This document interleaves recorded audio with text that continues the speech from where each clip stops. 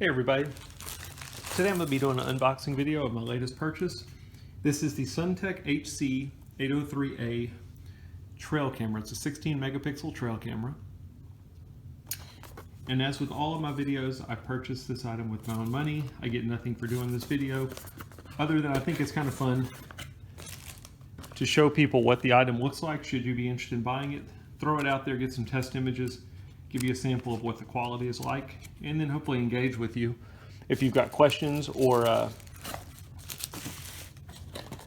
especially if you're a hunter and outdoorsman, you like putting these out just to know what you've captured on your trail cameras. I like trying all these trail cameras from China just to see if they're any good. This one's $50.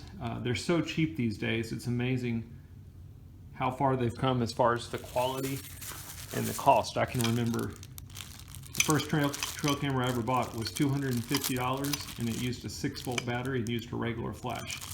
And now we're getting stuff like this for $50. It's pretty amazing. Anyway, looking at the accessories, they're pretty standard. This is a USB cable that you're going to use to plug into your camera, and then you can plug it into the computer to retrieve images, or you can use this if you need to do any kind of firmware updates on the camera. The standard metal mounting bracket with the threaded end that you can connect the camera to. I'll show you that in a second. And then your standard cloth strap that you can run through the back of the camera if you wish. So let's take a look at the camera itself. Here's the threaded end that I was talking about that you'll use this bracket with. Some of these cameras have one also on the back. This one does not. HC-803A. I kind of like that they mention you can run it on 4 AA batteries or 8 AA batteries. That's a preference for me. I prefer to run it on 4 AA batteries. And you can also use DC 6-volt, which is nice if you're interested in using a solar panel, which I like using on my trail cameras as well.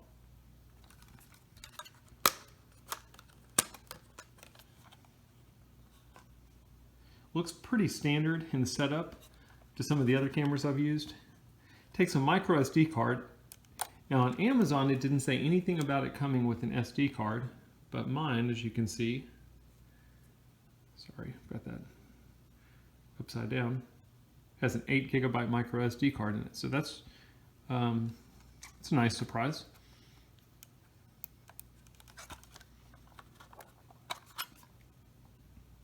So what I'm gonna go ahead and do is I'm gonna go ahead and put some batteries in it, and we'll walk through the setup and the configuration options, and then I'll put it out. We'll see what kind of images and videos we get with the camera. Okay, everybody, I thought we could fly through some of the settings real quick on this camera just to walk you through some of the setup. So one thing I'll mention, it says it here in the instruction manual. The instruction manual is actually written very well. Some of these cameras out of China, the instructions are horrible. This one's pretty good. So if you're going to use a solar panel like I'm going to use, it says not to put batteries in the camera. So you're either going to want to use batteries or a solar panel, but not both of them. The other thing is it recommends regular alkaline batteries. I tried to throw some lithium batteries in there, and the camera wouldn't even turn on with lithium batteries. So if you're going to use batteries, no lithium, just regular name brand AA batteries. But anyway, I'm using a solar panel. Hopefully you're going to be able to see this okay. At the very bottom of the camera, there's a button, and there's an off position, a test position, and an on position. All we're going to do is slide this over to the test position, and that will turn on the camera. Once it's on the screen, this is pretty standard. There's a lot of these cameras. You can tell, obviously, there's one company that probably makes these cameras for multiple companies, but you've got a menu button, you've got a replay button, you've got a shot button, you've got an OK button. So the replay button would be if we had images on our camera that we wanted to look at, we would press replay. If we wanted to use the camera as a regular camera and take a picture, we would use the shot button. It's for a manual shot. Press the menu button. That'll take us into our menu settings. And we're just going to go through a couple of these. From this point, you're going to use the up and down and left and right arrows to look at your different options. So for example, the mode, we can choose photo, video, or photo and video. This is all going to be pretty standard, guys. Photo resolution. This is a 16 megapixel camera. I'm going to get us some test images on the highest settings just so you can get an idea of the quality. Photo series is how many pictures do you want it to take when it's triggered. I just want 1 image per triggering. The video resolution, again, let's do 1080p. the TL video resolution, but just leave it on the standard for that. How long do you want your videos to be? I like cameras like this. I like cameras like this that you can do to a specific second. I hate cameras that give you like a 5 second, a 10 second, a 15 second. I like to be able to say, hey, look, let's do 17 seconds if we want to. So let's do that.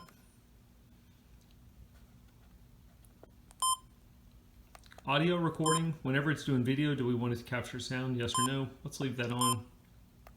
Shot lag is how long in between triggering. So if it takes an image, how long before it resets itself? Let's go to, I don't know, 20 seconds. It's really nice. The buttons are, they don't stick out, but they're easy to push. Very responsive, so just going to leave all this standard and we'll see how it works. Target recording time would be if you only want the camera to operate during certain times of day. Maybe you're only interested in getting nighttime pictures. You don't want daytime pictures. You can set that in target recording time. If you go in here, you put it on, it's going to basically give you a start time and a stop time of when you can use the camera. So that's a nice feature. A lot of these cameras have that now. That's kind of a newer feature, but I like that feature a lot. I'm going to cut it off though for this, just for this video. Time lapse would be if you're trying to take a picture at a certain time every day, regardless of if there's motion or not. Maybe you're trying to track the growth of a plant or a construction site, progress of a construction site, something like that. That would be what you use time lapse for. Language would be if you want to change the language on the camera. Endless capture.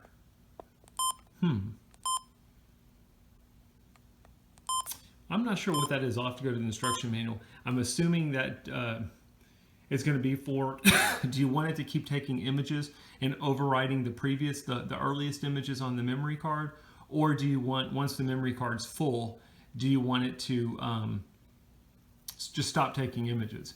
So if we've got endless capture on, once the memory card's full, it'll start deleting the earliest pictures taken on the memory card. That's what that is. I've never heard it referred to as endless capture.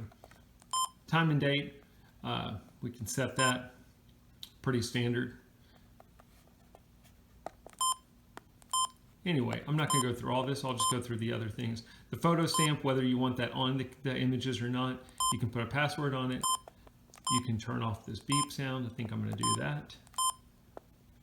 You can format the memory card, which is probably a pretty good idea, especially if it's a memory card that you've used in another camera.